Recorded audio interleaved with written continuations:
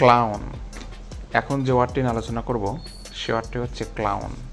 Clown শব্দটি বিভিন্ন ক্ষেত্রে ব্যবহার হতে দেখা যায়, বিশেষ করে কোনো সার্কাসের দল অথবা কোনো নাট্য দল, এসব ক্ষেত্রে ক্লাউন ক্যারেক্টার থাকে। তো শুরুতে একটা সেন্টেন্স দেখে না যাক। The clown shoes and cap are very big.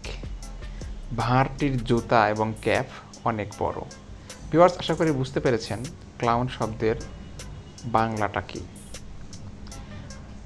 সিনোনিমগুলো দেখুন: rustic, joker, mocker, hick, lown, playmate, jester, zany, buffoon, vulgar ফুল।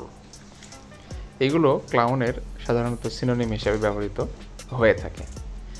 এখন দেখুন যে ক্লাউন শব্দের বাংলা অর্থটা কী দাঁড়ায়। ভাঁড়, বোকা, বিদূষক, জোকার অথবা নর্মসখা।